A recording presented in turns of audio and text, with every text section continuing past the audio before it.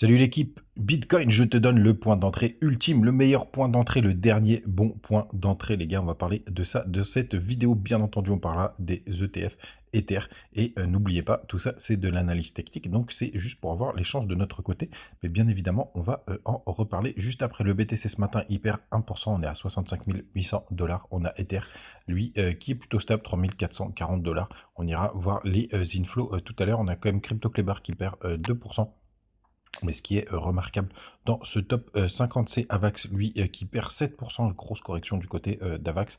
On a PP, lui, qui prend un petit 3,4% comme casse. Faites, lui, il perd 4,5%.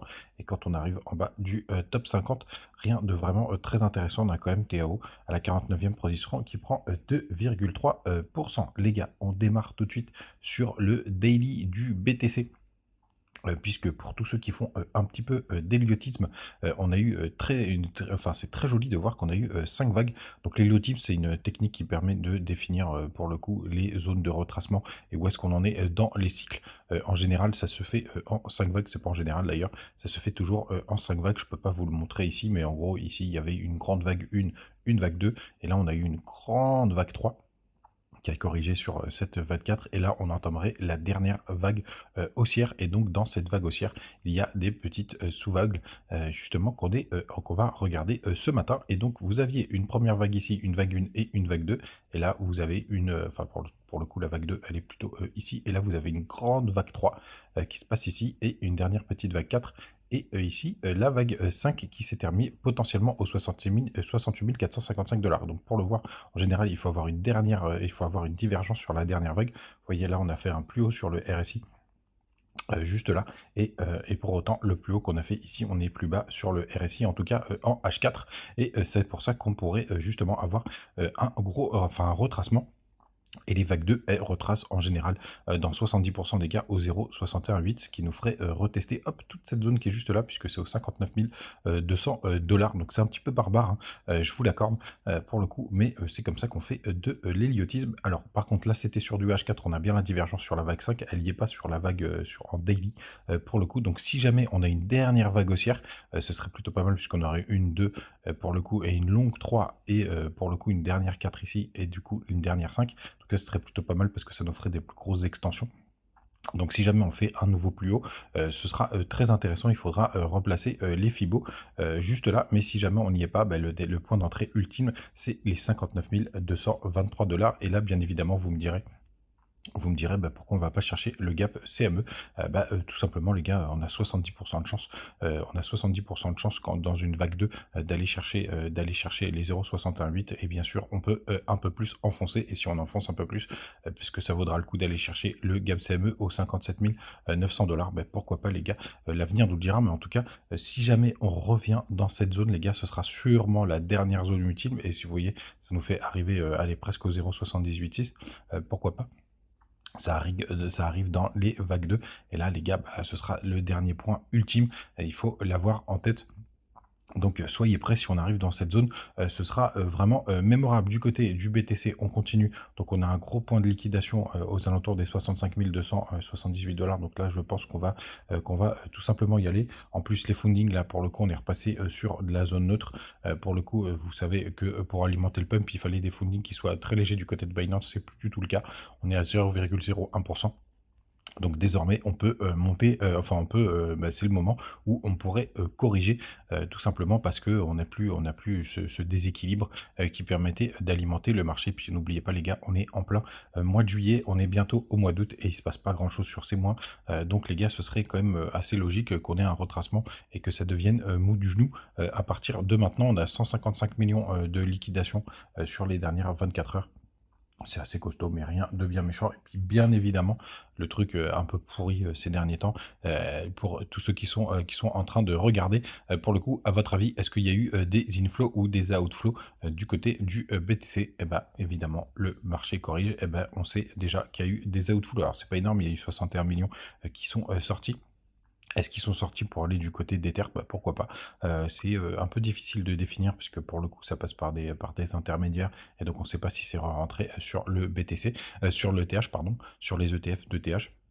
Mais c'est intéressant de voir que dès qu'on a des outflows, mais le problème c'est qu'on peut le constater qu'à posteriori, eh ben, tout simplement le marché bah, tout simplement retrace.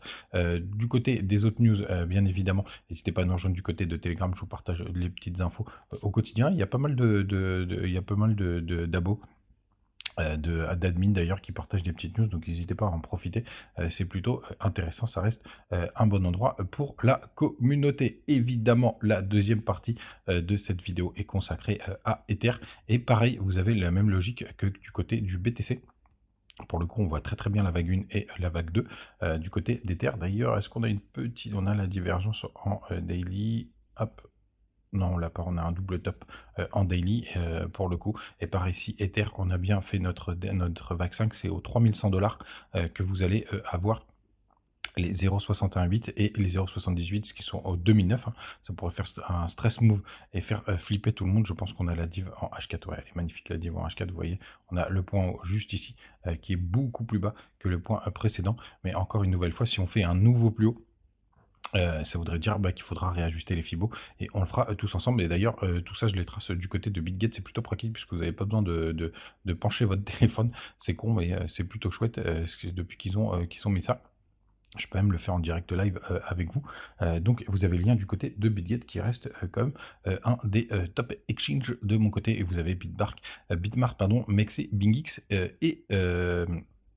et bah, je crois que j'ai tout dit, Mexi, BingX, Bitmart et BitGet, ouais, c'est ça.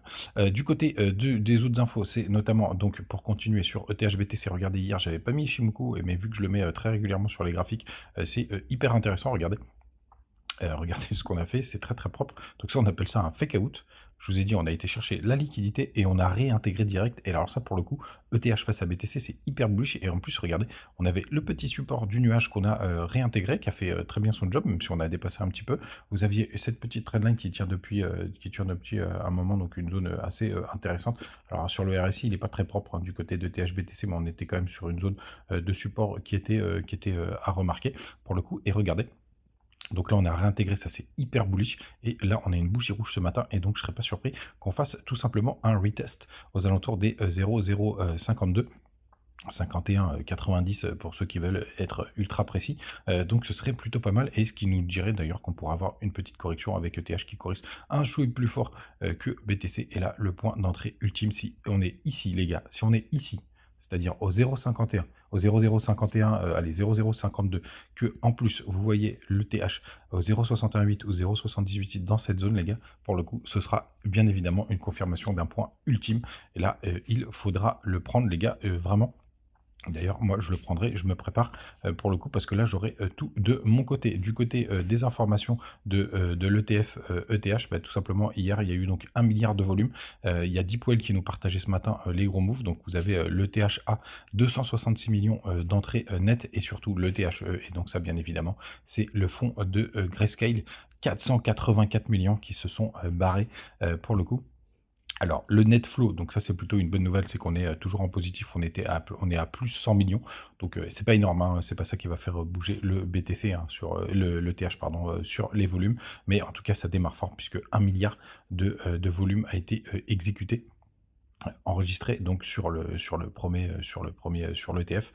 pour le coup. Donc ça c'est plutôt pas mal. Ça veut dire quand même qu'il y a du mouvement, qu'il y a pas mal de choses et il y a quand même des inflows, mais on savait bien évidemment que Grayscale allait faire sûrement potentiellement, même si les frais ils les ont pas mal réduits là au dernier moment. On savait que ça allait, qu'on pouvait avoir quand même pas mal de moves, mais c'est plutôt une bonne nouvelle parce que ça a été quand même bien fait par le marché. Donc on garde ça de près, les gars. Désolé d'être cet oiseau de mauvais augure qui vous présente quand même un peu plus de correction. Quand on revient sur le graphique Ishimoku, ça voudrait dire qu'on rentre dans le nuage. Donc vous savez, 65 200, je vous l'ai montré tout à l'heure sur les liquidités, il y a quand même un gros support. Je pense qu'on peut avoir un petit rebond. Et quand vous avez des corrections, pareil, hein, c'est pareil. Hein, vous avez aussi des règles, notamment en héliotisme, hein, pour le coup, qui nous ramènerait plus bas. Et si on vient chercher, peut-être que, allez, on va s'amuser un peu à faire les convergences. Et vous avez le bas du nuage qui se situe aux alentours du 7 août, aux 58 400 $. Est-ce qu'on irait chercher justement cette petite pointe en bas du nuage aux alentours du 7 août, les gars? J'aime bien, moi, m'amuser comme ça avec des points d'intérêt. Et pourquoi pas repartir, puisque vous voyez, il y a un petit twist de nuage aux alentours du 17 août, justement, d'aller récupérer un peu d'énergie. Et en général, d'ailleurs, on vient chercher les derniers jours de juin. Le dernier jour de juin, il est, hop, où est-ce qu'il est mon dernier jour de juin? Parce que j'aime bien, j'avais regardé ça sur les derniers bull runs, vous voyez, le dernier jour de juin, on va plutôt prendre le vendredi, c'était aux alentours des 61 000 $. Donc pourquoi pas, je vous donne le scénario, parce que ça arrive en fait très souvent que tout ce qui se passe sur le mois d'été est complètement annulé, comme si s'était rien passé, et on recommence septembre plutôt propre. Pourquoi pas de corriger jusqu'aux 58 000 $. Et après réatteindre cette zone des 61 000 début septembre pour pouvoir justement dire bah, vous avez rien raté les traders professionnels. En tout cas, ça arrive de temps en temps. Donc les gars, le point à surveiller, désolé, ce serait une vidéo un petit peu longue. Si jamais on fait un nouveau plus haut, pour le coup, c'est possible, parce que tout simplement ce serait une grande vague 3 et qu'on ait des petites corrections dans la correction. Et là, dans ces cas-là, il faudra réajuster les fibos, mais on le fera en direct live. Et là, par contre, si on corrige et qu'on fait pas un petit rebond, mais qu'on fait pas de nouveau plus haut, ben là, vous savez, la zone qu'il faudra attendre. Les gars, vous savez tout, passez une très bonne journée, n'hésitez pas à utiliser les petits bonus et n'hésitez pas à me dire ce que vous en pensez. À demain, ciao!